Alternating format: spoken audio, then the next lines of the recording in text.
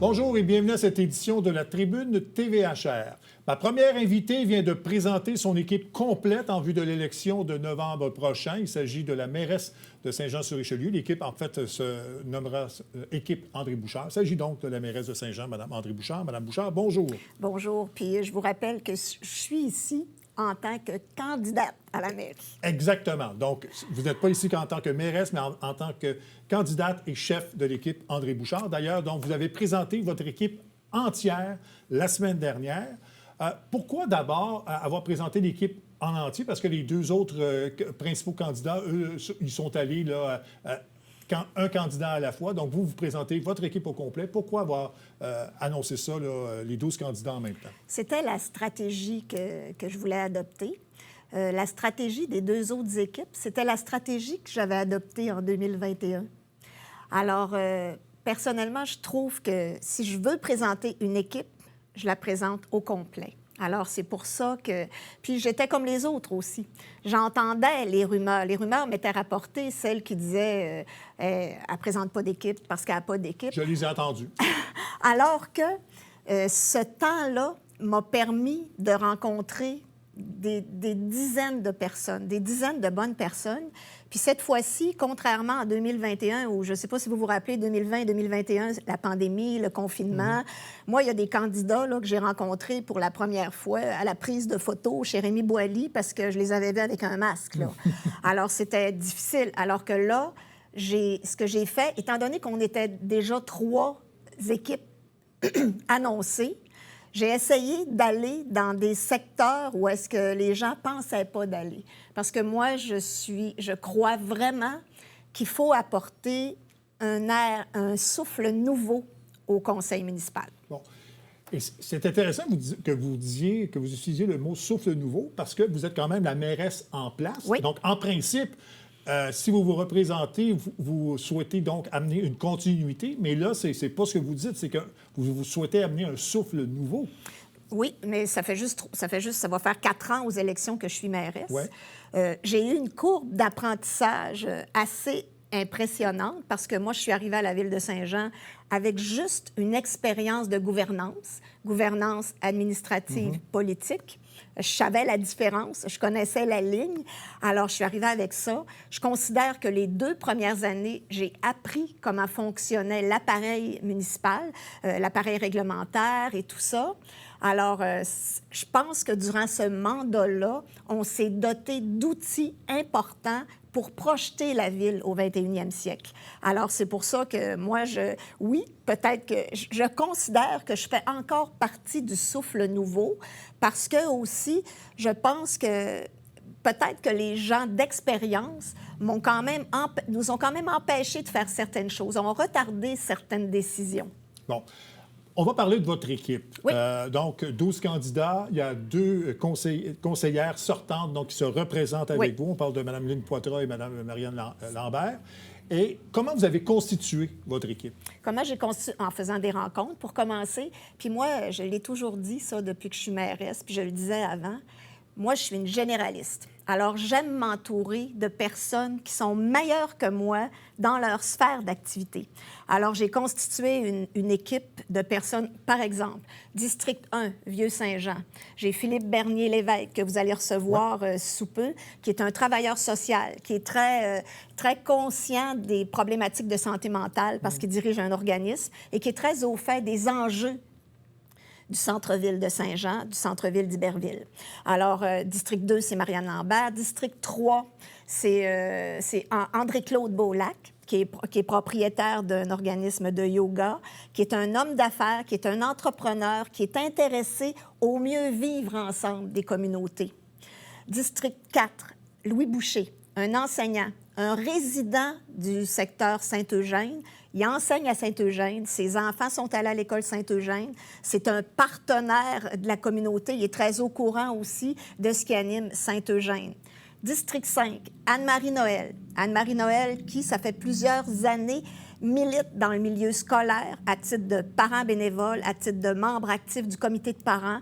Alors elle, la question des familles, est très, très au fait de ça. District 6, Claudia Laliberté, une maman à la maison. Mais moi, j'ai toujours dit qu'être maman à la maison, c'est d'avoir une business, ça. Oui. Une maman à la maison à qui a repris les loisirs Saint-Gérard à bras-le-corps et qui organise des belles activités depuis une couple d'années. Elle a mobilisé des bénévoles, elle a mobilisé son milieu. District 7, Michel Poupard. Michel Poupard, c'est quelqu'un que je ne connaissais pas du tout. Je l'ai connu par personne interposée, mais c'est une femme d'une envergure exceptionnelle qui a eu plusieurs carrières, qui a des habiletés politiques impressionnantes.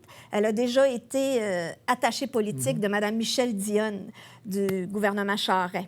Alors, pour elle, d'arriver en politique, je pense que ça va être comme un poisson dans l'eau. François Blais, District 8. Je pense qu'il y avait plusieurs personnes qui s'en doutaient déjà. François, c'est quelqu'un que je connais depuis une vingtaine d'années. C'est quelqu'un qui est intéressé à la charge publique, qui est intéressé à bien faire les choses, qui intervient beaucoup au conseil de ville. Mais comme je dis toujours, ses questions, ses interrogations sont rarement non pertinentes. Dans le District 9, c'est Lynne Poitras. Dans le District 10, Benoît Lachapelle. Benoît Lachapelle qui a fait toute sa carrière en épicerie, qui a commencé au bas de l'échelle, qui est maintenant directeur du Maxi et compagnie, qui gère plus de 150 employés, un budget aussi. Alors, je pense que ses connaissances en ça va être important. District 11, ça, c'est un nouveau venu à Saint-Jean-sur-Richelieu. J'aime mieux le dire moi-même parce que ça va être rappelé, mais c'est quelqu'un qui arrive de Saint-Amable et c'est un prof. Et son intérêt pour la politique date de plusieurs années, même qu'il avait commencé à réfléchir à la mairie de Saint-Amable. Alors, moi, je préfère l'avoir comme conseiller municipal que comme candidat à la mairie de Saint-Jean. Et dans le district 12, Jean-François Dumas, qui est directeur d'une entreprise en communication, en sondage, je pense qu'il est avantageusement connu dans le milieu. Alors, moi, je suis très fière de chacune de ces personnes-là qui méritent leur place au service de la population. En fait, ce qu'on remarque dans la composition de votre équipe, c'est que ça vient de différents milieux. Ça, c'est important pour vous là, que vous vous attaquiez à divers dossiers, que ces personnes-là soient des personnes ressources dans les différents dossiers que vous voulez aborder. Là, absolument. Puis ces personnes-là ont des idées. C'est pour ça qu'actuellement, on est en train de co-créer le programme électoral. Puis quand je dis ça, c'est important parce que là, on est au moins 3 qui sommes à la ville de Saint-Jean. Alors, on est quand même un peu plus connaissant des règlements, des lois, de ce qui est permis, le CCU et tout ça. Alors, mais actuellement, ce qu'on fait, c'est qu'on leur permet de rêver notre ville. Je pense qu'il faut s'attacher à la vision stratégique, à la stratégie de développement durable, mais il faut être capable de voir vraiment à l'extérieur de la boîte. Bon.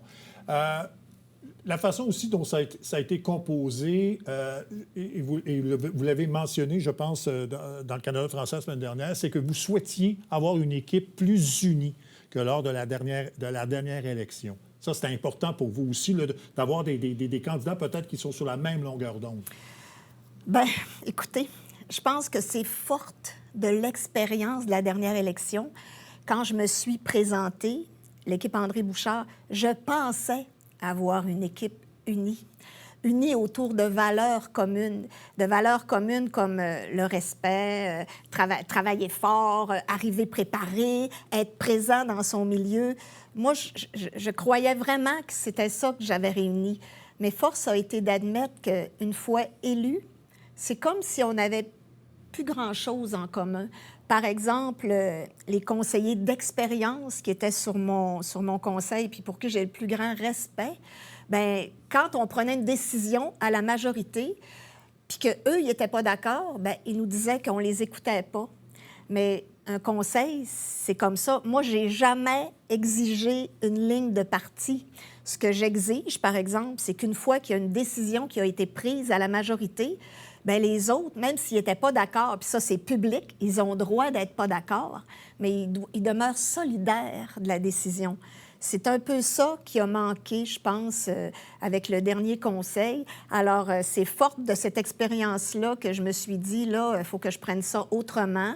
Puis, oui, au début, il y avait 3 équipes d'annoncés. Alors, écoutez, on était toutes dans le même tal de citoyens engagés. Des citoyens engagés, on les connaît tous. T'sais, on sait tous qui c'est. Alors, c'est pour ça qu'à un moment donné, j'ai changé mon fusil d'épaule, puis je me suis dit, je vais aller dans des créneaux où est-ce qu'eux autres, ils ne penseront pas d'aller.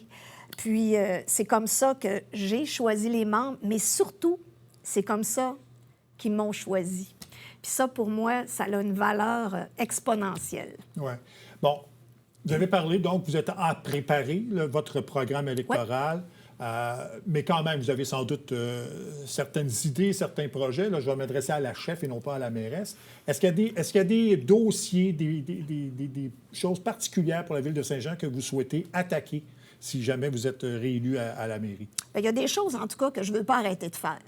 On a accéléré les travaux d'infrastructure, puis ça, pour moi, ça fait partie d'un grand dossier qui s'appelle le dossier milieu de vie. Parce que, oui, on veut s'en aller vers de la densification, une densification raisonnée, raisonnable, mais je pense qu'il faut préparer le sous-sol pour ça. Puis quand je parle des infrastructures, évidemment, je parle des infrastructures de sous-sol, mais les infrastructures de sol aussi, là. Alors, la question, je dirais qu'il y a un gros volet qui va s'appeler milieu de vie. Puis dans ça, on va embarquer plein de choses, là. On va embarquer, oui, la question des infrastructures, les parcs, la gestion des actifs, la politique de l'eau. Pour moi, ça fait partie des milieux de vie aussi. Puis ça, c'est mon premier volet. Deuxième volet, évidemment, l'environnement, mais qui peut embarquer aussi dans le milieu de vie, mais on s'entend qu'il va y avoir des orientations là-dedans. Puis la question du développement économique. Je pense que la Maison de l'économie va ouvrir en septembre, quelque chose comme ça, septembre-octobre. Alors, c'est le nouveau conseil qui aura à jouer avec ça. Exact. Je pense que le développement économique, ça va demeurer la pierre angulaire pour développer Saint-Jean, pour avoir de nouvelles sources de revenus. Alors, milieu de vie, ça, c'est nos citoyens, nos humains. Puis le développement économique, c'est pour se trouver des nouvelles sources de financement pour être capable, justement, de continuer à améliorer nos milieux de vie. Et quand on parle de milieu de vie, vous en avez déjà parlé ici, c'est un sujet qui ressort aussi, c'est le problème de l'itinérance. Saint-Jean n'est pas seul là-dedans. Là, les grosses municipalités vivent avec ce problème-là. Donc ça fait partie aussi des priorités. Les personnes en situation d'itinérance, ça m'habite à chaque jour. Puis j'ai des gens dans mon équipe aussi qui m'en parlent régulièrement. Je pense que c'est chaque jour qu'on essaie de trouver des solutions.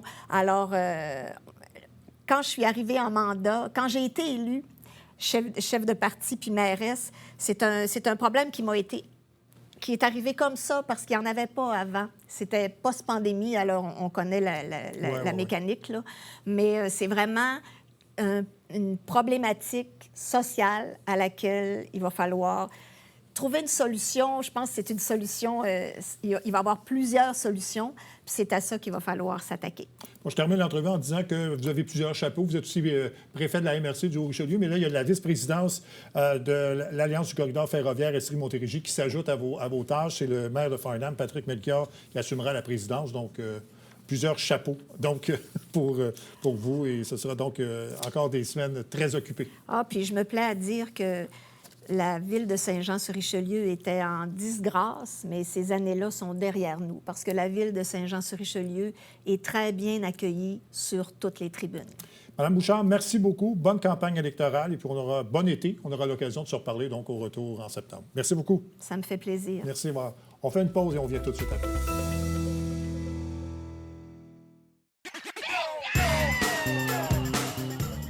Vous êtes un adepte du bingo? Télébingo vous permet de jouer dans le confort de votre foyer. 4 500 $ en prix à gagner. Et pour ce faire, vous devez vous procurer un livret comme celui-ci au coût de 9,50 $ chez un de nos détaillants, dont la liste apparaît sur notre site Internet tvhr9.com. Donc, c'est un rendez-vous dimanche matin 9h30. Télébingo. Salut, ici Alexandre Baudouin. Et François Trépanier. Hey, François, souvent les gens nous demandent quand est-ce qu'on peut vous regarder? Mais là, c'est à partir du mercredi. Mercredi, 19h, on vous fait découvrir des acteurs de l'industrie sportive locale qui se distinguent. Manquez pas ça.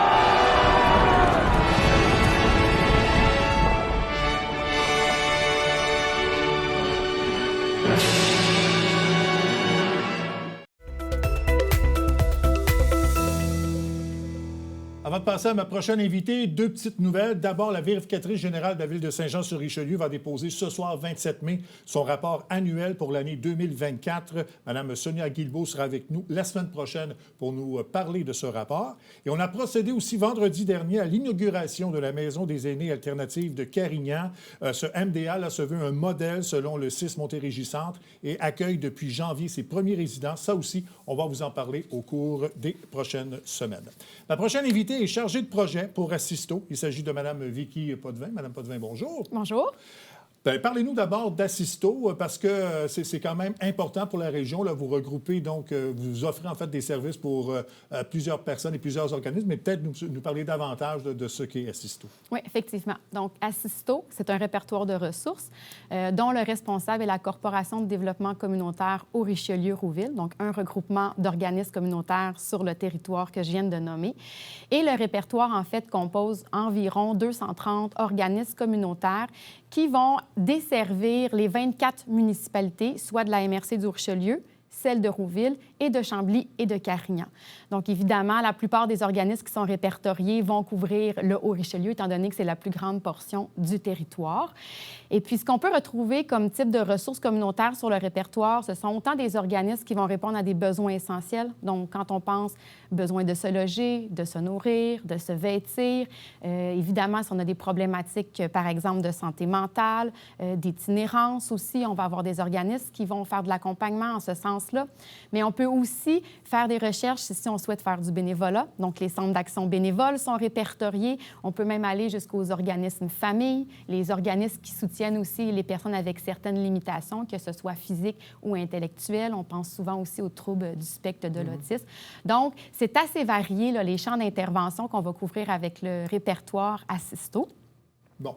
Donc, une personne, par exemple, qui souhaite avoir des services, mais ne sait pas nécessairement où se diriger, donc on peut passer par Assisto et là, vous allez aider cette personne-là à... En fait, vous allez la diriger vers les ressources dont cette personne-là a besoin, dans le fond. Exactement. Au final, ce ne sera pas moi exactement qui va le faire, comprends, oui. parce que ça, c'est important de le mentionner, il n'y a pas de soutien téléphonique. Quoique, je peux faire une petite entorse à ce qu'on propose, mais principalement, c'est sur le site où on peut faire une recherche avec un moteur intelligent, qui est d'ailleurs une nouveauté, parce qu'Assisto est en ligne depuis 2015, mais auparavant, on devait vraiment être très spécifique dans notre recherche, chose maintenant qui a été réglée. Ce qui fait en sorte que les gens peuvent tout simplement chercher selon leurs besoins. Donc, il y a différentes catégories. Et ensuite de ça, le moteur de recherche va proposer une série d'organismes qui va répondre à leurs demandes. Et ils vont avoir directement sur la page de l'organisme qu'ils vont avoir ciblé un endroit pour les contacter. Donc, leur site Internet, numéro de téléphone, courriel, avec un mini descriptif sur les différents services qu'ils vont proposer, la clientèle qu'ils vont cibler, le territoire qu'ils vont couvrir aussi, même les points de service. Donc, c'est assez complet en un seul clic, je dirais. Si on veut plus d'informations, évidemment, on va sur le site Internet de l'organisme. Il peut y arriver que les gens ne trouvent pas nécessairement la ressource qu'ils ont besoin. À ce moment-là, ils vont utiliser le courriel général d'Assisto et c'est moi qui vais recevoir la demande. À ce moment-là, je m'assure de les relayer aux bonnes ressources. Puis, si je n'ai pas les informations nécessaires, je vais prendre contact avec ces personnes-là. Bon, ça existe depuis une dizaine d'années, je pense, Oui. 2015. Exact. Comment c'est né? Comment on a trouvé l'idée là, de regrouper toutes ces ressources-là là, dans un site pour justement aider les gens? Bien, prime abord, on se souvient comment c'était important d'avoir des grandes cartes et puis de géolocaliser les différentes ressources. Donc, à cette époque-là, on était encore à se dire, est-ce que c'est nécessaire le papier? Puis on était vers les virages Internet, si on peut dire ça comme ça. Donc, il y a un comité qui a été mis en place avec les 3 MRC que je vous ai nommés. Et les personnes qui ont participé à la mise en place d'Assisto venaient autant du milieu communautaire que du milieu de la santé et des services sociaux, mais aussi du côté économique étrangement, parce qu'on a travaillé à cette époque-là avec le CLD qui était en place. Il y a comme un volet social aussi qui est annexé à eux. Donc, on a réfléchi à comment on allait mettre en place un outil qui permettrait aux gens de trouver rapidement les ressources qui répondent à leurs besoins, puis qu'on puisse les géolocaliser. Maintenant, on a retiré la géolocalisation spécifiquement dit parce qu'il y avait une grande carte sur le site. Elle n'était pas tant utilisée. Donc, les gens peuvent quand même avoir l'itinéraire maintenant dans les coordonnées de la ressource, mais on n'a pas focusé sur le visuel de la carte parce que, par exemple, je me trouve à Saint-Sébastien, il n'y a pas d'organisme proprement dit sur le territoire de la municipalité. Par contre, il va y en avoir plusieurs qui vont desservir la municipalité. Donc, on ne voulait pas que ce soit une confusion pour la personne de dire, bien, j'ai pas d'organisme à côté de mon domicile. Non, mais il y en a une qui va certainement répondre à vos besoins. Donc, on va les diriger, peu importe la municipalité là, où on habite, on va diriger ces personnes-là vers le bon organisme pour pouvoir les aider. Là, exactement. D'ailleurs, c'est un outil qui est énormément utilisé par les intervenants du réseau de la santé lorsqu'ils sont en consultation, parce qu'ils peuvent imprimer aussi la fiche de la ressource et la remettre à la personne qu'ils sont en train d'aider. Bon. Ça demeure un site Internet. Oui. Les personnes plus âgées sont peut-être moins familiers avec cette technologie-là. Est-ce que ces personnes-là peuvent téléphoner ou qu'est-ce que ces personnes-là peuvent faire là, s'ils n'ont pas accès nécessairement à Assisto là, sur le web? On n'a pas de téléphone parce que ce n'est pas une ressource 24/7, comme on peut dire. Cependant, régulièrement, ils vont avoir une référence faite soit par un proche, soit par déjà un organisme, soit par le CLSC, par exemple. Ils connaissent très bien l'outil, donc ça les permet d'accompagner cette personne-là vers la bonne ressource. Donc, on mise vraiment sur la promotion de l'outil en se disant on doit avoir une trajectoire de service pour les gens qui seraient un peu moins habiles avec ces outils-là. Bon, vous dites à peu près 230 organismes là, qui font partie d'Assisto. Est-ce que c'est les organismes qui vont communiquer? Comment ce répertoire-là a été bâti? Ça a été quand même une longue démarche. Évidemment, avec la Corporation de développement communautaire, on a déjà un bon bassin d'organismes communautaires. On a ciblé ces organismes-là au préalable. Puis ensuite de ça, on a utilisé les partenaires autour pour leur dire, bien, on a besoin de connaître les ressources qui desservent le territoire qu'on cible pour qu'ils puissent s'inscrire. Donc, il y avait vraiment un procédé où chacune des ressources devait s'inscrire, remplir une fiche, ce qui nous permet de les répertorier sur Assisto. Puis là, vous allez me dire, mais les mises à jour. Vous me devancez. C'est toujours un défi. Maintenant, il y a une nouveauté, en fait, sur Assisto, parce qu'avant, c'est moi-même qui s'occupais des mises à jour en contactant chacune des ressources. Maintenant, les ressources ont accès à un compte intranet qu'on appelle, donc ils sont vraiment autonomes de faire leurs modifications. Et si jamais un citoyen arrive sur une fiche puis il y a une erreur, quelque chose comme ça, ils peuvent le signaler via un petit bouton. Je reçois le signal d'erreur et ensuite de ça, je m'assure de contacter la ressource en question. Bon. Justement, donc les personnes vous contactent.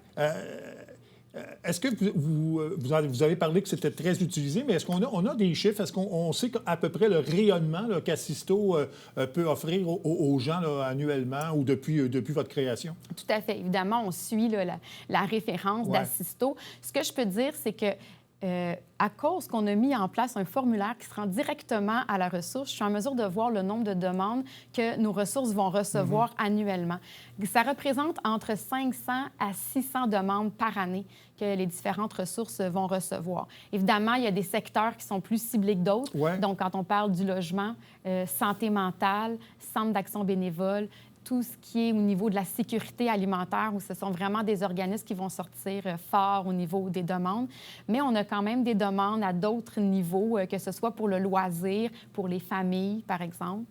Donc, c'est quand même une bonne moyenne, considérant qu'on a 365 jours dans une année. Oui, c'est ça. Puis, il n'y a pas de restriction au niveau des organismes que vous couvrez, là. Donc, Non. vous l'avez mentionné en début d'entrevue, mais ça peut être autant pour l'itinérance, le logement, le loisir, comme vous l'avez mentionné. Donc les gens là, qui ont une interrogation, peu importe le secteur, peu importe le domaine, ces personnes-là peuvent donc utiliser Assisto pour trouver l'organisme là, qui convient parfaitement à leurs besoins, dans le fond, parce qu'il n'y a pas de restriction. La seule petite restriction, je dirais, ou une ou deux, en fait, quand vous parlez de loisirs, je vais parler des organismes communautaires qui offrent du loisir, donc qui ont un milieu de vie.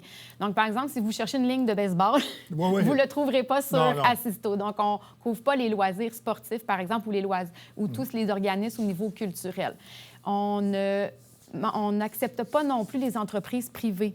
Donc, par exemple, il y aurait un support psychologique dans des entreprises privées, ça, on les refuse. Non, c'est ça. Ouais. Bien, vous dites que vous n'avez pas de ligne téléphonique, mais je pense qu'il y en a une spéciale, je pense, pour les personnes de la communauté LGBTQ, je pense, qui est disponible 24 heures sur 24, je pense. Hein? Bien, le répertoire va aussi répertorier, pour ne pas faire un jeu de mots, les lignes téléphoniques. OK. Donc, quand on pense à Allo Parents, par exemple, ou Allo Prof, il y a même une ligne pour les grands-parents.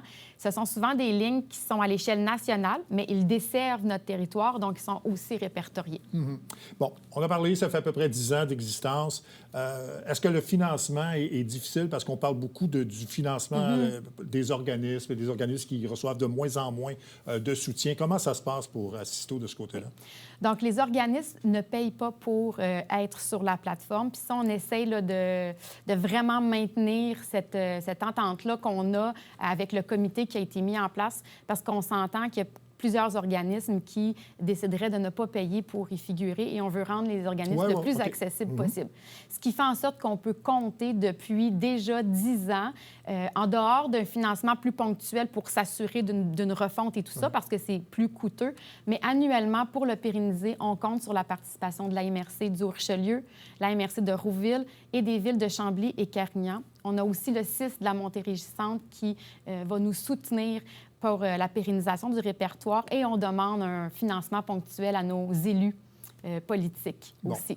Mais ça se passe bien? Très bien, oui. Bon. Oui. Je pense qu'il y a déjà il y a une belle crédibilité, en fait, auprès des différents partenaires. Bon, parfait. En terminant, quel est le public cible à peu près qui utilise Assisto? Est-ce que c'est des plus jeunes à cause de la disponibilité du web? Est-ce que le public cible, on sait un peu qui utilise Assisto? J'ai pas les données exactes parce qu'on le demande pas, mais selon les demandes que je reçois quand je lis, c'est très varié. Donc, ça peut être autant les jeunes qui vont chercher des projets de bénévolat, parce qu'on a des ententes avec les écoles où les jeunes doivent faire justement ils doivent rendre un peu des services là, au niveau des organismes communautaires, mais aussi les personnes aînées, les parents, les proches qui soutiennent aussi, soit leurs parents ou leurs enfants. Donc, c'est très varié au niveau des âges. Mme Potvin, merci beaucoup d'être venue nous parler d'Assisto. Et puis, on incite les gens, bien sûr, à utiliser ce service-là parce que c'est vraiment essentiel. Là, puis, on peut aider beaucoup de gens comme ça. Merci beaucoup. Ça me fait plaisir. Voilà, ça complète cette édition de la Tribune TVHR. J'espère que ça vous a plu, mesdames, messieurs. À la prochaine. Au revoir.